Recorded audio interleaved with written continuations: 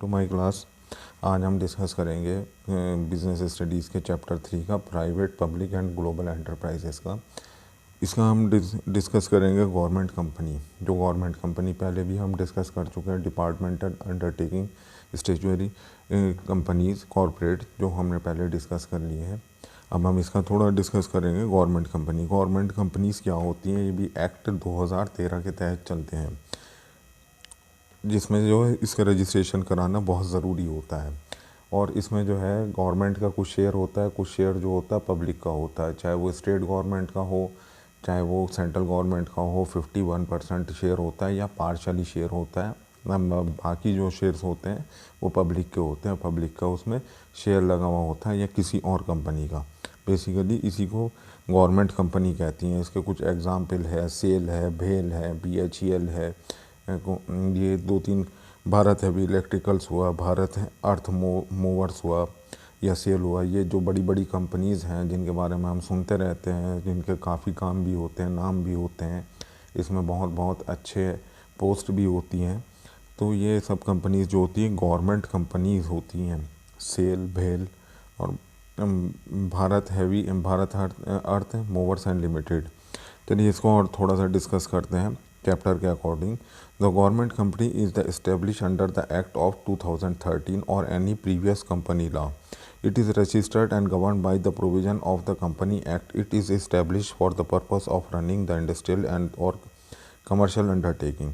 ये government company जो होती हैं 2013 के एक्ट या उससे पहले के जो एक्ट हैं उनके तहत रजिस्टर्ड होती है। इनका पर्पस जो होता है वो इंडस्ट्रियल और कमर्शियल एक्टिविटीज़ को अंडरटेक करना होता है। बहुत बड़े स्तर पे ये काम होता है, बहुत बड़ी कंपनी होती हैं, कोई छोटी कंपनी नहीं होती हैं।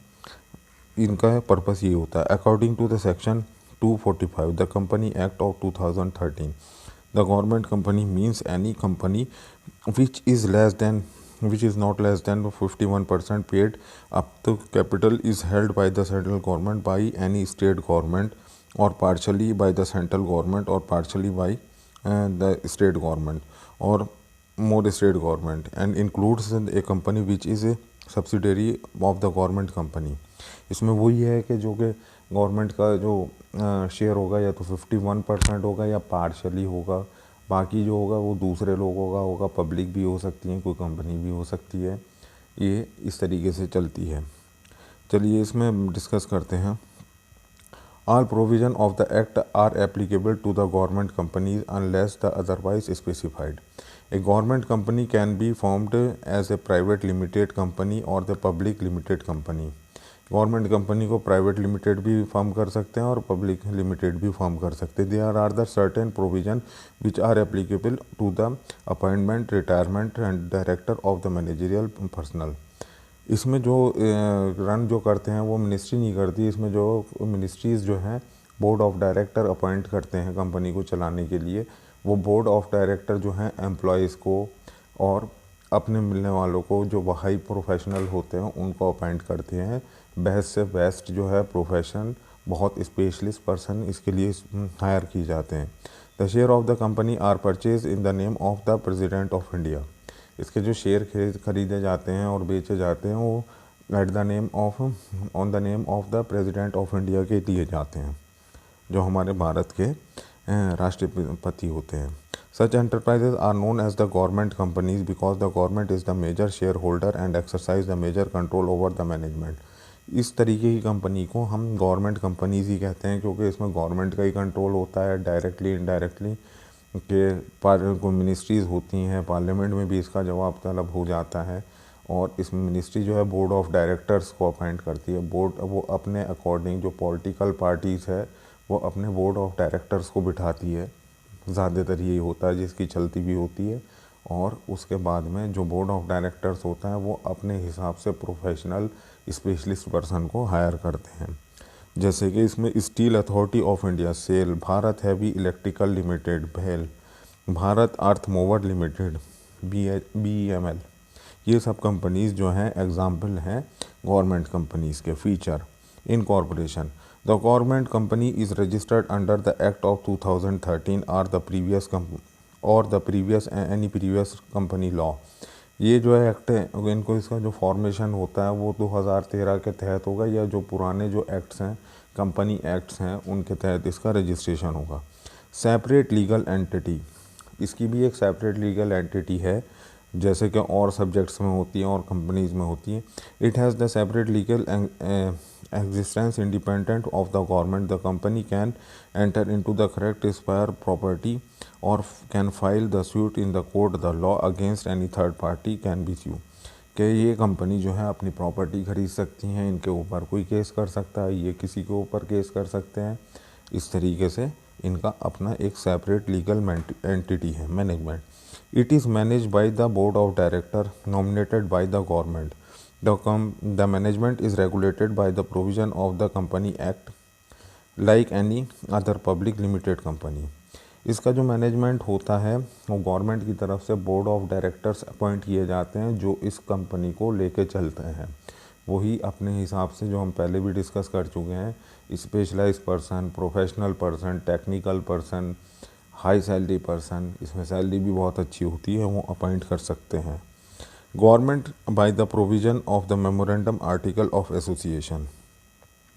The memorandum and the article of association are the main document of the company, contain the object of the company, rules and regulation related to the appointment of the employees of the company। इसमें rules and regulation जो होते हैं वो governed by the provision of the memorandum of the article of association के तहत registered होते हैं। जो रूल्स एंड रेगुलेशंस होते हैं कंपनी के चलने के, एम्प्लॉय के, और जो इसका एम होता है।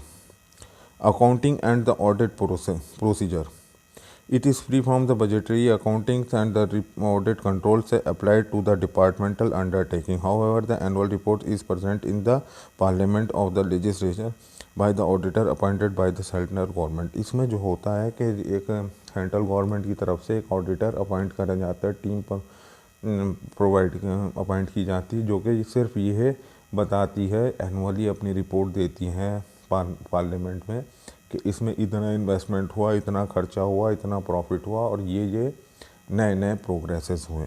वो अपने हिसाब से जो भी इन कंपनी का नॉर्म्स होगा, वो बहुत डिटेल की बात है। Finance, at least 51% of the capital of the company is contributed bye the state and the central government, while the rest can be rise from the capital market. कि इसमें 51% ज़्यादातर 51% जो शेयर होते हैं, जो इन्वेस्टमेंट होता है, वो गवर्नमेंट कंपनीज़ में वो गवर्नमेंट का होता है, चाहे वो स्टेट गवर्नमेंट हो या सेंट्रल गवर्नमेंट हो। बाकी जो है शेयर्स बेचे जा सकते हैं, किसी और को भी लिया जा सकता है, किसी और को पार्टनर भी बनाया जा सकता है, लेकिन 51% जो होते हैं, मैक्सिमम कंट्रोल जो है इसमें गवर्नमेंट का ही है, मैक्सिमम इन्वेस्टमेंट इसमें गवर्नमेंट का ही रहता है। Merit of the government company, easy formation, government एकदम से इसको ईजीली फॉर्म कर देती है, पार्लियामेंट में एक्ट पास करके और इसको फॉर्म कर देती है, क्योंकि गवर्नमेंट ही इसको चला सकती हैं। जब तक गवर्नमेंट नहीं, तब तक कोई इसको ऑपरेट नहीं कर सकता। Operational autonomy, it enjoy the autonomy of all management decision, takes action according to the business prudence. It is free from the bureaucratic control and the political interference of the company of the government. इसमें जो है autonomy है क्या, ये बहुत ही independently management decision ले सकता है और फ्री होता है, ब्यूरोक्रेटिक जो के ऑफिसर्स होते हैं उनसे अलग होता है, और पॉलिटिकल इंटरफेरेंस, लेकिन इसमें अंदर खाने जो है पॉलिटिकल इंटरफेरेंस हो जाता है कहीं कहीं पर। Independent status, it has the separate legal entity a part of the government, it carries the on the business activity like any other private company. इसका इंडिपेंडेंट स्टेटस है कि ये गवर्नमेंट की तरह, जैसे कि और कंपनीज़ होती हैं, वो अपना कोई लैंड ख़रीद सकती हैं, कोई इंफ्रास्ट्रक्चर बना सकती हैं, मशीनरी ले सकती हैं जो भी रिक्वायरमेंट है, या फिर इनके ऊपर कोई केस कर सकता है, या ये किसी के ऊपर केस कर सकते हैं। इससे कोई पर्सन इफ़ेक्ट नहीं होता, इससे जो है कंपनी ही इफेक्ट होती है।